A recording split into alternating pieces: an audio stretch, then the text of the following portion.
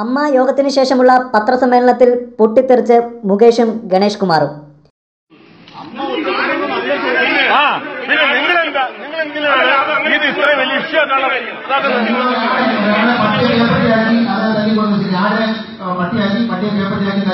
അതിന്റെ ആവശ്യമില്ല. ചാനലുകാർക്ക് ആവശ്യമുള്ള ചോദ്യങ്ങൾ ചോദിക്കാം. വെറുതെ ഒരു പേരും ചോദ്യം ചാനലുകാർ ചോദിക്കണ്ട.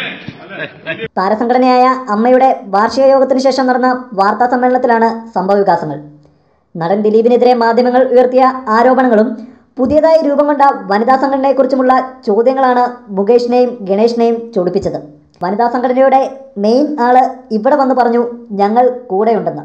പിന്നെ നിങ്ങൾക്ക് എന്താണ് പ്രശ്നം എന്ന് മുകേഷ് മാധ്യമപ്രവർത്തകരോട് ചോദിക്കുന്നു.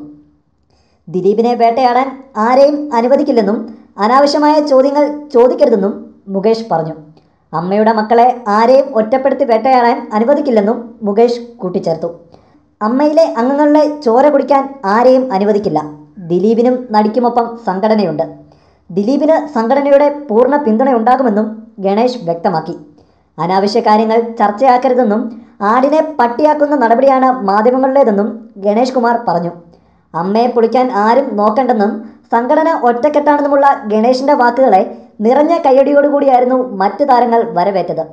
കോടതിയുടെ പരിഗണനയിലുള്ള വിഷയമായതിനാൽ പരസ്യ പ്രസ്താവനകൾ നൽകാൻ പാടില്ലെന്ന് പോലീസിന്റെയും മുഖ്യമന്ത്രിയുടെയും ഭാഗത്തുനിന്ന് നിർദ്ദേശമുണ്ടെന്ന് ഇന്നസെന്റും മാധ്യമങ്ങളെ അറിയിച്ചു.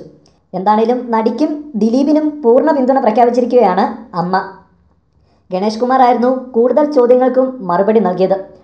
മോഹൻലാലും മമ്മൂട്ടിയും വാർത്താ സമ്മേളനത്തിൽ സംസാരിച്ചില്ല. കൂടുതൽ സിനിമാ വിശേഷങ്ങൾക്കും വാർത്തകൾക്കും ഈ ചാനൽ ഇപ്പോൾ തന്നെ സബ്സ്ക്രൈബ് ചെയ്യുക.